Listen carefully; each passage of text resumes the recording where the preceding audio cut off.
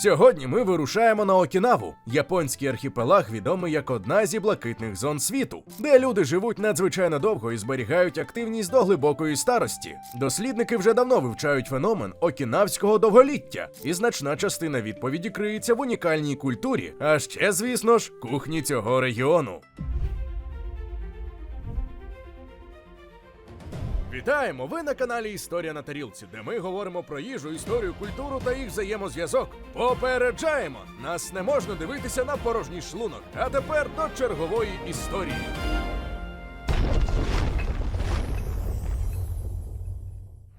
Історично Окінава, колишнє королівство Рюкю, розвивалося дещо відокремлено від основної частини Японії. Її географічне розташування сприяло активним торгівельним зв'язкам із Китаєм і країнами Південно-Східної Азії, що значно вплинуло на формування місцевої культури і кулінарних традицій. Це привело до створення кухні, яка має свої унікальні риси, відмінні від традиційної японської. Секрет довголіття окінавців не обмежується лише їжею. Він охоплює цілісну філософію життя, яка базується на кількох ключових принципах. Один із них – це ікігай, що можна перекласти як сенс життя, чи причина прокидатися щоранку. Наявність чіткої мети і відчуття належності до суспільства навіть у похилому віці – це потужний мотиватор, що, як показують дослідження, сприяє зниженню ризику серцево-судинних захворювань і загальної смертності. Окінавці також цінують моаї – тісні соціальні зв'язки і взаємодопомогу у громаді, що створює надійну систему підтримки і гармонійну атмосферу. Активний спосіб життя, зокрема садівництво, це ще один важливий елемент. Це не лише фізична активність із мінімальними навантаженнями, що допомагає зберігати рухливість і гнучкість, а й частина ікігай – приємна справа, яка надає сенсу життю. Тепер перейдімо до серця окінавського довголіття – їхньої кухні. Окінавська дієта низькокалорійна, в середньому приблизно 1800 калорій на день. Але водночас вона вирізняється високою харчовою щільністю. Це означає, що їжа багата на поживні речовини за відносно невеликої кількості калорій. Основу раціону становлять цільні рослинні інгредієнти – до 90% від загального обсягу споживаної їжі. Це фрукти, овочі і цільнозернові злаки. Серед ключових продуктів окінавської кухні особливе місце посідає фіолетова солодка картопля або беніїмо. Це основне джерело вуглеводів замість рису, надзвичайно багате на антиоксиданти. Ще один важливий інгредієнт – гірка диня гоя, відома своїми протизапальними властивостями. Тофу і інші соєві продукти – це основне джерело білка, а морські водорості, як от комбу і мозоку, забезпечують організм потрібними мінералами. Цитрусовий фрукт шикуваса додає вітаміну С і унікального смаку.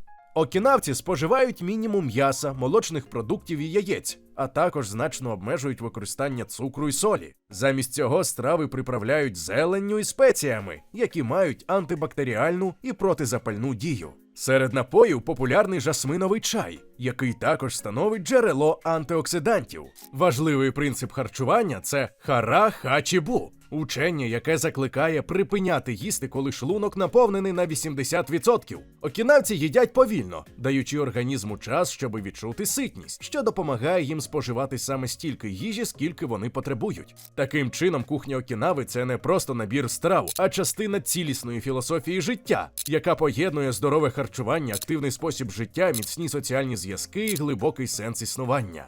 Розгляньмо кілька прикладів традиційних окінавських страв, які ілюструють ці принципи.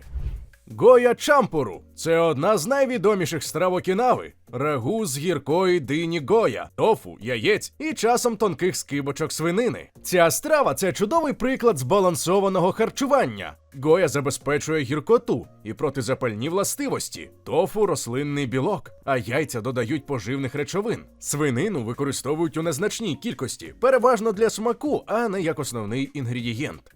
Інша популярна страва – окінава соба. Хоча назва містить слово соба, себто гречана локшина. Окінавську собу готують зі пшеничної локшини, яка скидається радше на удон, і подають у насиченому бульйоні зі свинини, часто з додаванням рибних котлет камабоко і маринованого імбиру. Це ситна, зате збалансована страва, де бульйон, приготований із натуральних інгредієнтів, стає джерелом колагену і мінералів, а локшина забезпечує енергію. Важливо, що порції часто контролюють, а акцент роблять на якості інгредієнтів, а не на їхній кількості.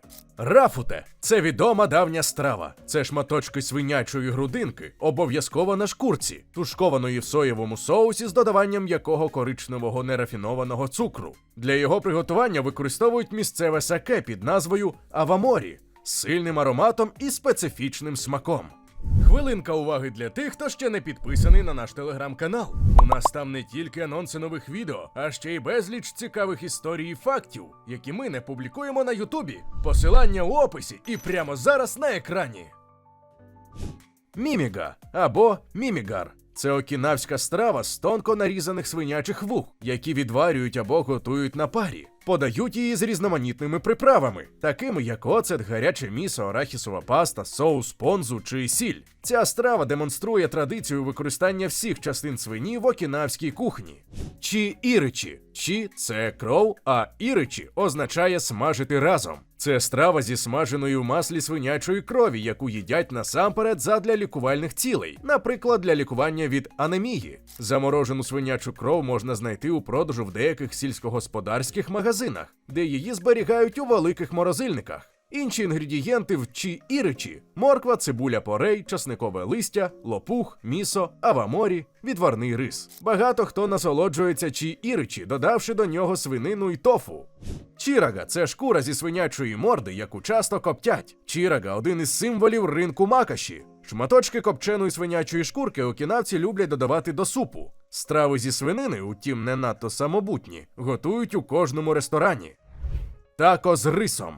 До 1972 року Окінава перебувала під управлінням США після Другої світової війни. Нині на Окінаві розташовано чимало американських військових баз. Окінава вже тривалий час перебуває під впливом американської культури. Страва тако має американське, а якщо точніше, то техаське коріння, і походить із кухні Tex-Mex. Це вельми цікава і дуже смачна страва. Вона сподобається і прихильникам японської їжі, і поціновувачам кухні Tex-Mex. У складі ви знайдете яловичий фарш у пікантному гострому соусі, дрібно покришену салатну зелень, помідорчики і сир, подані на подусті з відварного рису. Ця страва уперше з'явилася 1984 року. Її винайшов японець Мацузо Гібо, власник ресторану. Він хотів, щоб його страва була недорогою, наїдною і щоб її можна було швидко приготувати. Його ресторан був розташований неподалік від американської військової бази, а в той час тако було надзвичайно популярне в американських військовиків.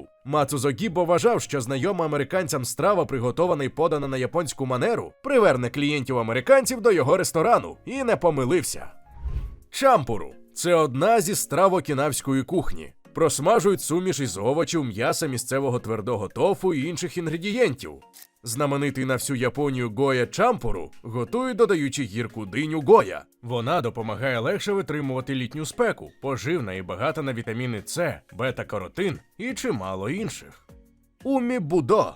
У дослівному перекладі з японської умі-будо означає морський виноград. І справді цей вид водоростей зовні дуже схожий на мініатюрні грона зеленого винограду. А ще водорість умі-будо нерідко називають зеленою чи морською ікрою, тому що під час її споживання маленькі кульки лускають, мов ікра. Та й за солонуватим витонченим смаком вони мають чимало спільного з цим делікатесом. Умі-будо подають із мінімальним приготуванням, зазвичай із самим оцтом або соєвим соусом.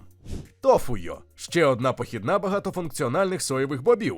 Тофуйо – це продукт ферментації і витримки звичайного тофу. Ця страва має досить різкий і пікантний смак. Її подають дуже маленькими порційними шматочками, наколотими на зубочистки. Тофуйо часто порівнюють із гострими сирами через схожу консистенцію і смак. Тофу вимочують у підсолодженому рисі і аваморі у період процесу ферментації, який триває кілька місяців, перш як виникне тофуйо. Свій пригарний колір тофуйо отримує завдяки додаванню спеціальної червоної закваски. Смак страви чудово підкреслить ковток аваморі.